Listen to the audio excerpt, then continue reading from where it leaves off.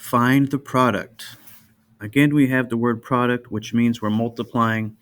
So as we look at this problem here, maybe you're wondering, what is it that we're multiplying? Because there's really only one binomial here.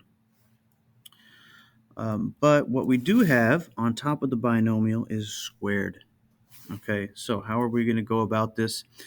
If you're looking at this and you're not sure what to do, I just want to point out to you that if you can go back and think about definitions of what these things mean, it can help you along the way here. So noticing that we have an exponent of 2, well, what is an exponent? By definition, an exponent means we're multiplying the base times itself that many times. So our base is this entire binomial inside the parentheses, and we're going to multiply 2 of those together because our exponent is a 2. So what this actually turns into is this. 4x minus 8, that's the binomial, and we're multiplying it by itself.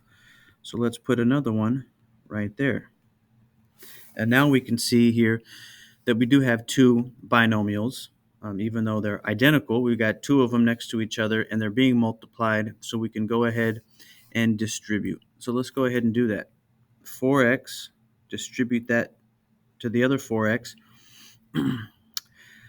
Again, the rule here is coefficients multiply and exponents add. So 4 multiplied with 4 is a 16.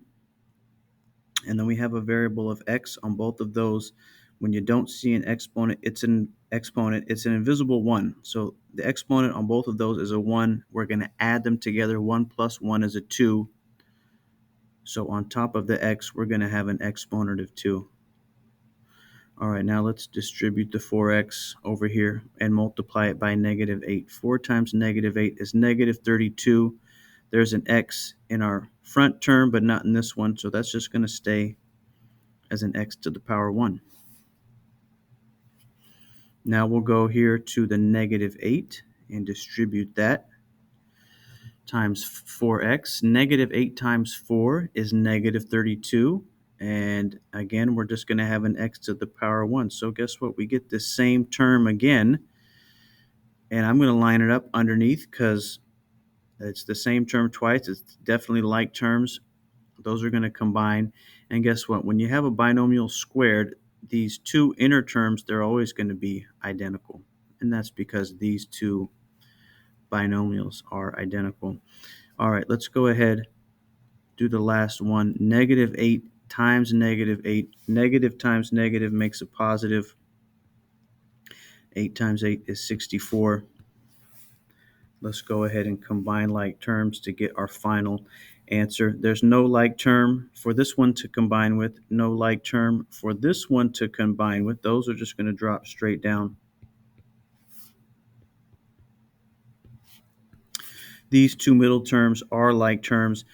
Those are going to combine. We're going to add the coefficients. So we're going to do negative 32 plus negative 32. Just a reminder, you can always use a calculator to double check your arithmetic. Okay, negative 32 plus negative 32 is going to give us negative 64. And the x doesn't change. It's just going to stay in x. And this here is our final answer.